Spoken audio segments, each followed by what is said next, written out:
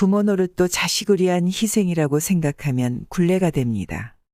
그러니 너를 위해 내가 이렇게 하고 있다는 생각을 버려야 자식 인생도 부모 인생도 다 행복해질 수 있습니다. 많은 부모들이 생각보다 쓸데없는데 엄청나게 에너지를 쏟으면서 자기도 괴롭고 상처를 주는 바보 같은 인생을 살 때가 많습니다. 법륜 스님의 증문즉서를 보면 수많은 고민 중에서 부모와 자식 간의 갈등과 자녀 걱정이 절반 이상을 차지합니다. 그만큼 부모가 자녀를 양육하는 것이 어렵고 고민이 많은 것을 알 수 있습니다. 오늘은 법륜 스님이 말씀하시는 부모와 자식의 갈등을 지혜롭게 해결하고 자녀를 위한 최고의 교육법을 전해드리려고 합니다. 20살 된 대학생 아들이 밤새도록 게임만 하고 뭔가 꾸준히 하는 것이 없다면서 고민하는 아버지가 질문을 했습니다. 20살 먹은 아들 녀석이 있는데요. 아내는 서울에서 직장 다니고 있고 저와 아들은 지방에서 함께 살고 있습니다. 그런데 아들이 밥 먹고 게임만 합니다. 밤새도록 게임만 하고 한두 시 돼서 자는데 학교는 안 빠지고 잘 갑니다. 아들과 꾸준히 무언가를 함께 하면서 목표를 성취할 수 있는 방안이 있을까 궁금합니다. 아들이 하다가 포기한 목록을 잠시 말씀드리겠습니다. 탁구, 학원, 글쓰기, 음악, 미술입니다. 그러자 법륜 스님께서는 아들이 신체적으로 건강한지 집안을 분담해서 돕는지 물으셨습니다. 아버지는 아들이 같이 살면서 밥도 하고 반찬도 하고 빨래도 개고 청소도 한다고 했습니다. 훌륭한 아드님입니다. 아드님은 아무 문제가 없습니다. 여러분들 고등학교 때로 돌아가서 생각해 봅시다. 10월 말 월말고사의 수학 점수를 평상시에 80점 맞다가 60점을 맞으면 그때는 정말 속상했을 겁니다. 그런데 학교 다닐 때 시험 점수 좀 못 나온 일이 30년이 지난 지금 생각해보면 그게 그렇게 중요한 일이 아니잖아요. 점수나 등수가 좀 변했다고 내 인생이 얼마나 달라졌을까요? 아예 공부를 안 하거나 완전히 죽기 살기로 한다면 차이가 좀 나겠지만 10등에서 15등 사이를 오르고 내린 그 정도는 사실 우리 인생에 아무런 차이가 없어요. 법륜 스님은 이렇게 말씀하시고 15년 전 아프가니스탄에서 난민을 도우러 갔던 일을 말해 주었습니다. 한 3년간 아프가니스탄에서 난민을 돕기 위한 활동을 하면서 어느 날 밤에 초라한 숙소에서 침낭 깔고 잔 것과 고급 호텔에서 잔 것이 그날 저녁에는 차이가 엄청나게 나지만 10년이 지난 지금 돌아보면 아무런 차이가 안 나요. 여러분들 나이가 앞으로 80세, 90세가 되었을 때 돌아보면 50세, 60세 때 직장에서 차장을 했든 과장을 했든 그게 그렇게 중요할까요? 눈 감을 때 이전 어느 날 저녁에 쌀밥 먹었나, 보리밥 먹었나, 그게 중요할 것 같아요. 하나도 중요하지 않아요. 지금 중요하다고 여기는 것들이 죽는 순간에도 중요할까요? 눈 감을 때의 관점을 일상 속에서 지닐 수 있으면 사실 사는데 특별할 일이 없어요. 매 순간 그때의 상황을 따지면 죽을 때까지 괴롭게 살아야 해요. 아빠와 아들이 단둘이 같이 살 일이 많지 않잖아요. 조금 있으면 따로 떨어져 살아야 해요. 아들의 추억 속에 아빠 얘기를 듣고 공부를 좀 더 했던 것이 기억에 더 남을까요? 어떤 일이 있어도 아빠가 자기를 이해해주고 게임도 좀 같이 해주었던 것이 기억에 남을까요? 게임하느라 힘들지 주스나 좀 먹고 해라. 이렇게 얘기해줬던 것이 30년 지나서 아빠가 돌아가신 뒤에 무덤 앞에 앉았을 때 더 기억에 남습니다. 여러분들은 아이들을 위해서 야단친다고 하지만 야단을 치면 아이들에게 정신적으로 거의 도움이 안 되고 상처만 남습니다. 자기 욕심과 집착으로 야단치는 거면서 마치 아이를 위해서 한다고 착각을 하는 겁니다. 이렇게 착각을 하기 때문에 인생이 고달파지는 겁니다. 부모가 해야 할 역할은 아이에게 공부하라고 다그치는 것이 아니라 오히려 아이가 성적 때문에 고민할 때 등을 두드려주면서 이렇게 말하는 겁니다. 아빠도 내 나이 때 그런 고민을 했는데 인생을 오래 살고 보니까 성적 좀 오르고 내리는 것은 별로 안 중요하더라. 엄마가 오늘 맛있는 거 사줄 테니 나가자. 갔다 와서 심기일전해서 다음에 잘하면 되잖아. 자식을 위해서 야단친다고 하지만 야단을 치면 아이에게 정신적인 상처만 남깁니다.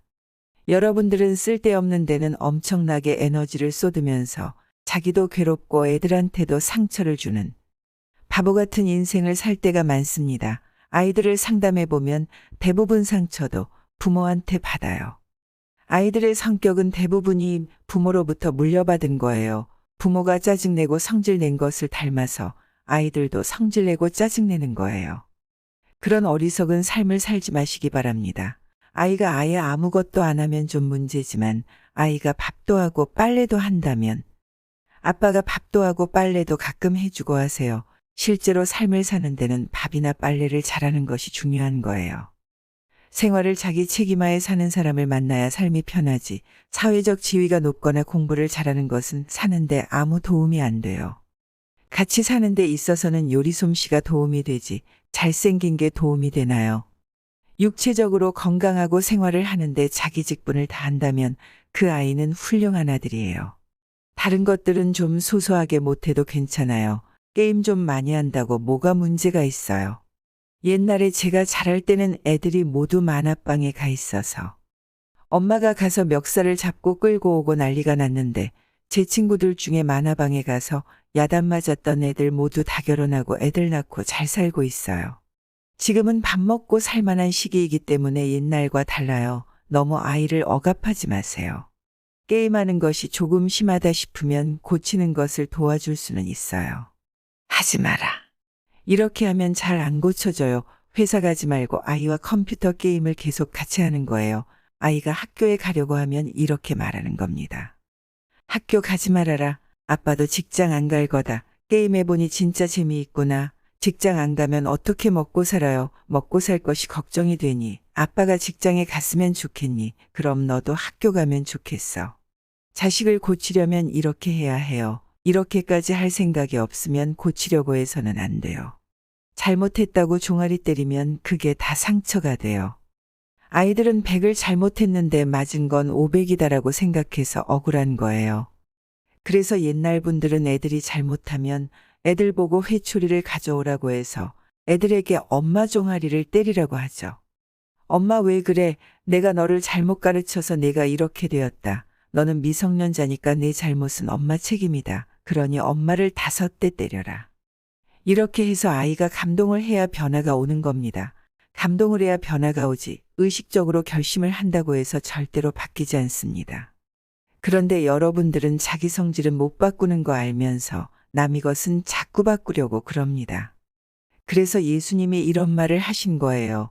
제 눈에 대들보는 못 보고 남의 눈에 티끌만 본다. 자녀를 바꾸고 싶다면 자식의 단점을 지적하고 바꾸려고 하기 전에 먼저 나의 문제부터 반성하고 마음 공부를 해야 한다고 법륜스님은 말씀하셨습니다. 바꾸려면 이렇게 접근하고 그게 어렵다면 아이를 이해하는 게 중요합니다. 그래야 나도 좋고 아이도 스트레스를 안 받아요. 아이가 20살이 넘었으면 자기 인생은 자기가 살도록 해야 합니다. 제가 출가해서 절에 있을 때 어머니가 오셔서 저희 스승님께 항의하셨어요. 애를 고등학교라도 졸업하고 데려가야지 어떻게 학교 다니는 아이를 데려가느냐 이렇게요. 그때 어머니가 항의를 한다고 해서 제가 어머니를 따라 집에 갔으면 저는 지금 여기에 있을 수 없었을 겁니다. 아무리 자식이라 하더라도 남의 인생에 그렇게 간섭하면 안 돼요. 저는 부모의 간섭이 적었기 때문에 오늘 이 자리에 서 있을 수 있는 것입니다.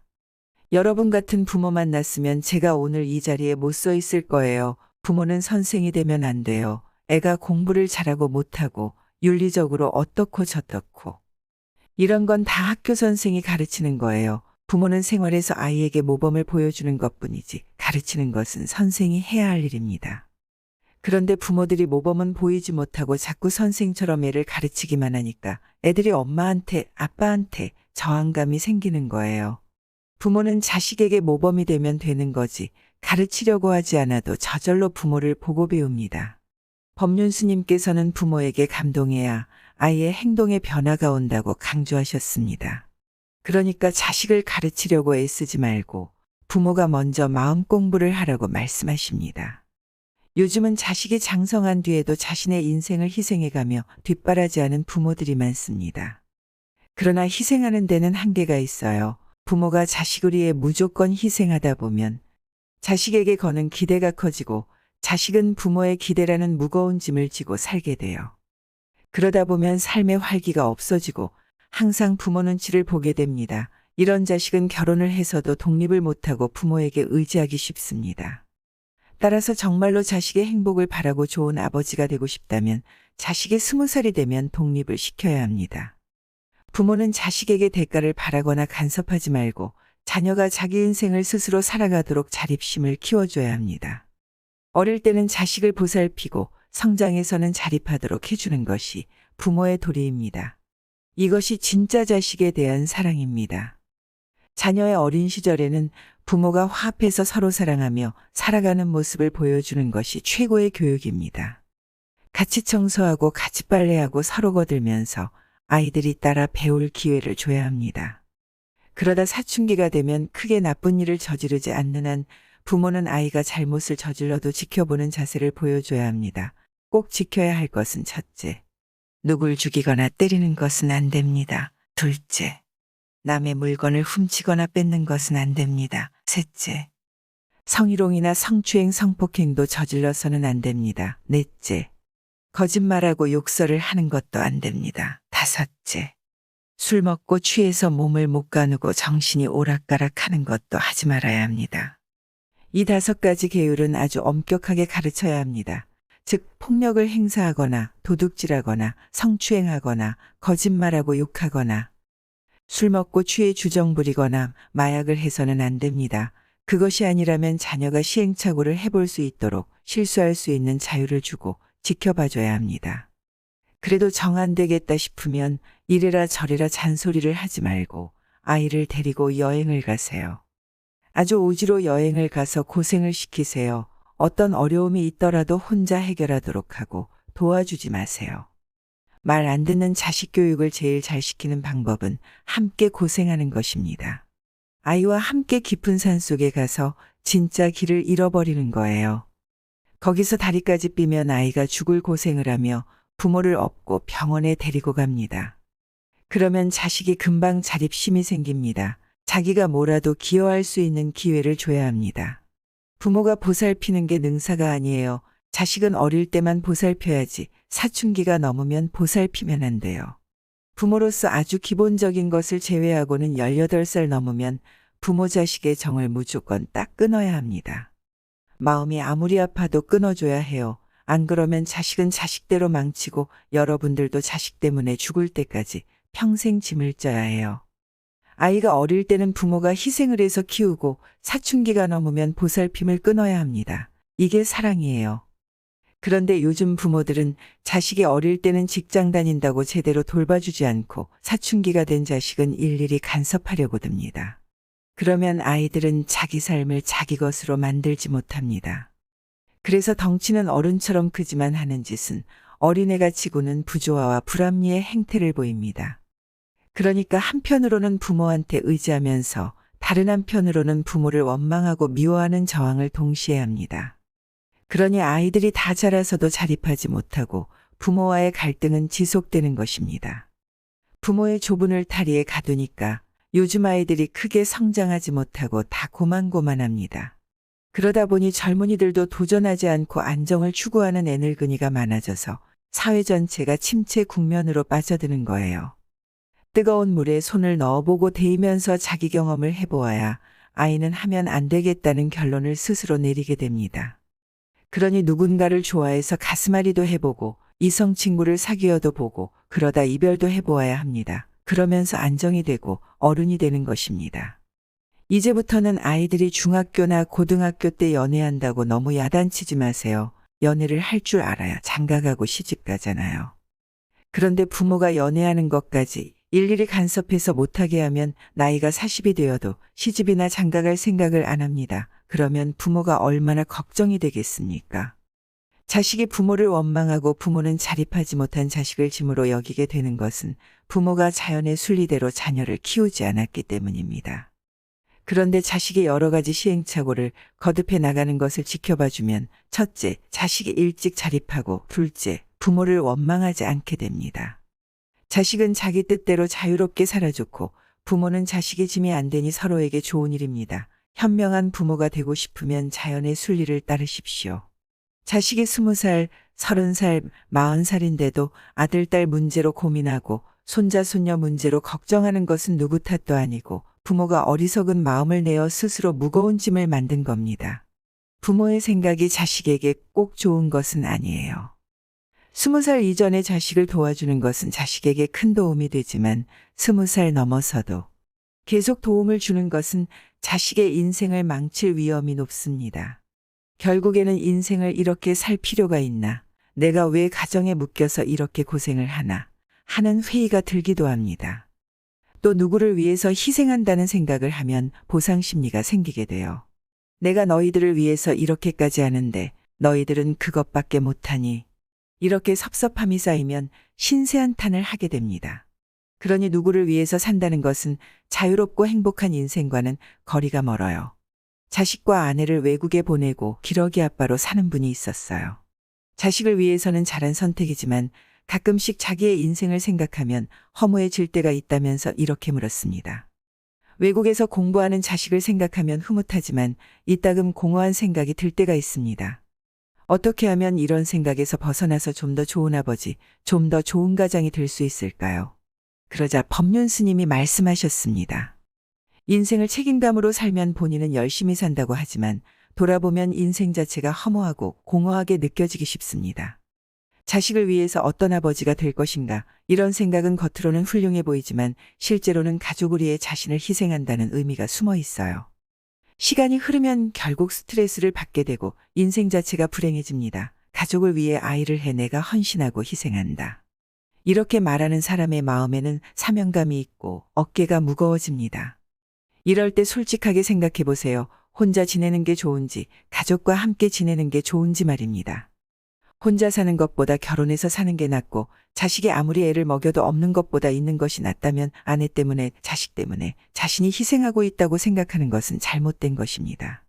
오히려 아이들에게 항상 고맙다, 너희가 있어서 내가 행복하다고 말하고 아내에게도 가끔 잔소리도 있지만 당신이 있어서 내가 사는 재미가 있다 하고 생각할 수 있어야 합니다. 이렇게 상대를 고맙게 여기면 가정이 화목해지고 저절로 좋은 아버지, 훌륭한 남편이 됩니다.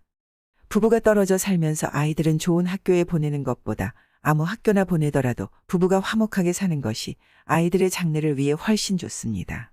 정말로 좋은 부모가 되는 길은 좋은 배우자가 되는 길과 다르지 않습니다.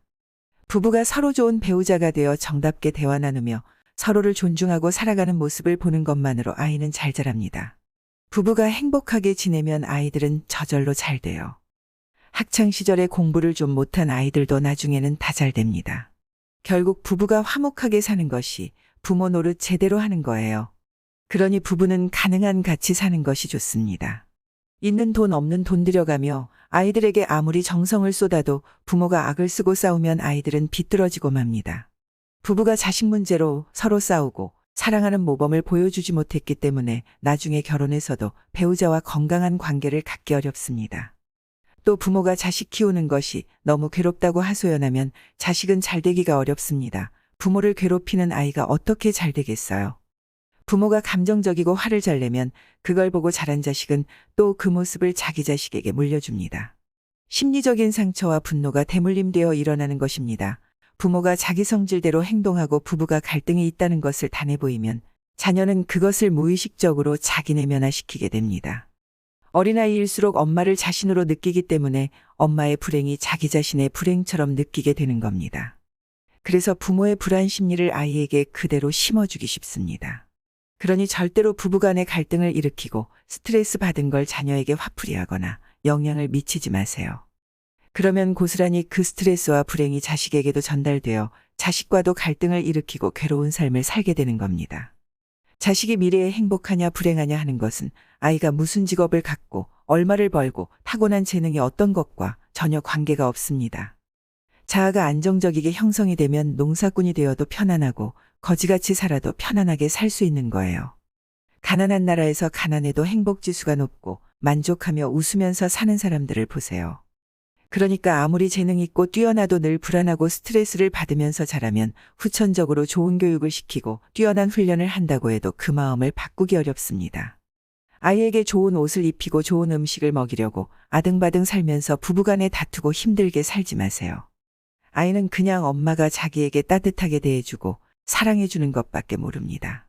재밌게 놀아주고 같이 청소하고 행복하게 지내면 자식 교육은 저절로 형성되는 거예요. 아이는 부모의 사랑을 받으면 아무 곳에서나 키워도 잘 자랍니다. 아이 걱정은 하지 마세요. 자녀가 클수록 부모가 할 일은 자식을 믿고 존중해 주는 겁니다.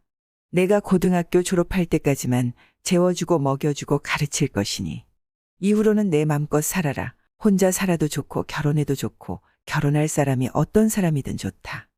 너 원하는 대로 살아라. 엄마 아빠는 너를 지지한다. 이렇게 탁 풀어서 광야에 내보내줘야 아이들이 활기차게 살죠. 성인이 된 자녀와 갈등을 푸는 첫 열쇠는 자녀를 독립된 성인으로 대우하는 것으로부터 시작합니다. 내가 사랑하는 자녀의 삶이 행복하도록 도와주는 게 사실은 부모가 자녀에게 해줄 수 있는 최고의 선물입니다. 자식 교육의 최대 목표는 자식의 자유와 행복입니다. 부모의 사랑은 자식이 부모 없이도 행복하게 살 수 있도록 자립하게 도와주는 것입니다.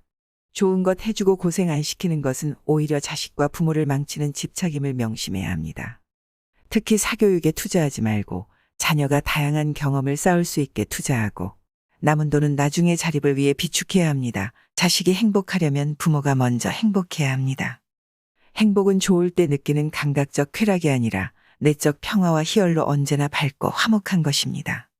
부모가 행복하려면 자신을 사랑해야 합니다.